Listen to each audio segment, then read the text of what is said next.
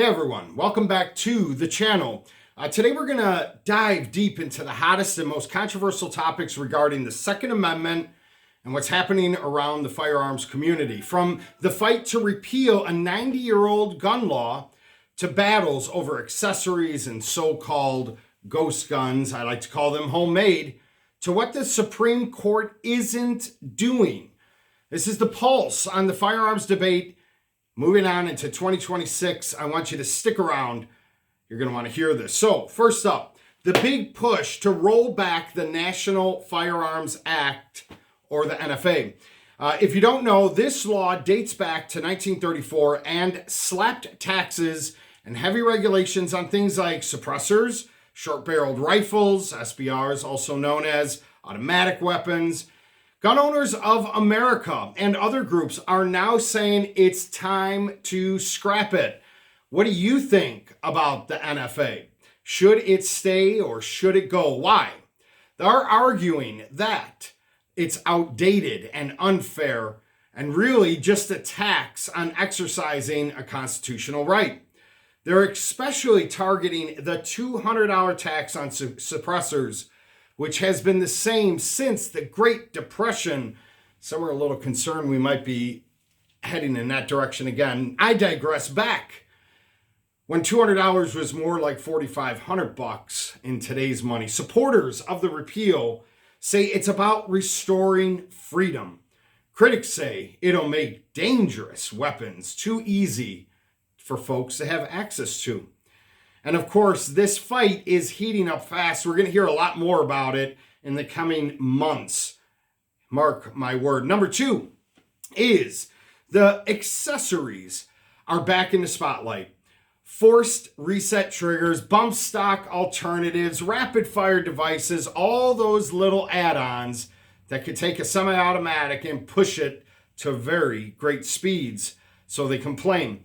The Trump administration has started rolling back the Biden-era bans, and courts are split on what actually counts as a machine gun. This is one of those areas where gun owners say innovation should, in fact, be legal. And opponents say it's just a loophole to get around the existing laws. I think we should expect to see a lot of lawsuits and headlines going through into 2026. And thirdly, ghost guns, or most commonly and accurately identified as homemade guns or unfinished receivers, do-it-yourself kits that you can buy online. The ATF has been trying to regulate them, arguing that they are firearms under federal law, even if they are 80% complete. But if you recall, the case of Bondi versus Vanderstock could change everything, as it challenges whether the ATF even has the authority to treat these parts like full guns. If the courts side with gun owners, you could see an explosion in untraceable home-built firearms. Homemade firearms are also known as ghost guns. If they side with the regulators, however, we'll see new rules tracking and probably more paperwork than ever before. Either way, it's a major Second Amendment battleground coming in the near future. All right, let's talk about number four. And this is about campus carry and carrying, as many states call it, in sensitive places. Number four here is campus carry, and it's sparking a big debate yet again, especially after the high-profile shooting in Utah University earlier. People are questioning whether or not concealed carry permit holders should be allowed to open carry or conceal carry on these campuses. Utah's HB 128 law says yes, but as of this moment, it is under fire. So what is the larger issue here? What exactly counts as I stated, a sensitive place where guns are in fact banned? Is it schools, churches, public parks? Well, we see a lot of that in a variety of states, including my home state of Illinois.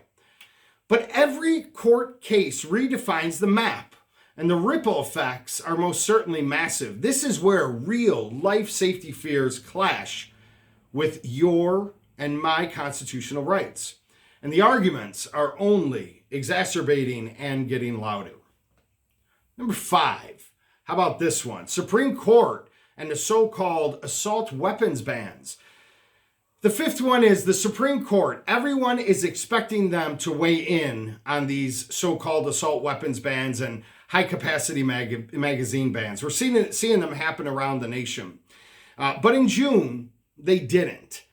They declined to hear cases out of Maryland and Rhode Island, leaving those state bans, in fact, in place. To the gun control advocates, that is a huge win. And I've talked about it many times on this channel.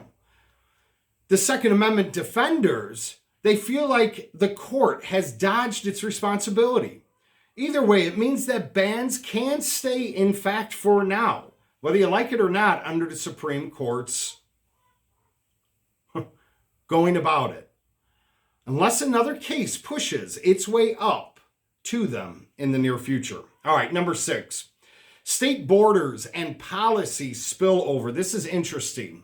And finally, the most underrated and most important issue, how guns cross state lines. And studies are showing that strict gun laws in one state don't mean much if the neighboring state has looser laws. Guns move, people move, and criminals definitely move and are professional and commensurate at what they do. So while states passes their own rules, the bigger question is, do these local laws actually work if the borders of which from state to state are wide open? And that debate is just getting started. So whether it's repealing a 90-year-old gun law, fighting over accessories, or debating where you can and cannot carry, the Second Amendment is going to be under the spotlight like never before in the very near future. I'd like to know, what do you think? Should the NFA be repealed? Should campus carry stay or grow? Drop your thoughts in the comments. And as always, like, share, subscribe to this channel if you want more deep dives into the biggest issues shaping our freedoms. I'll see you next time, and as always, stay safe.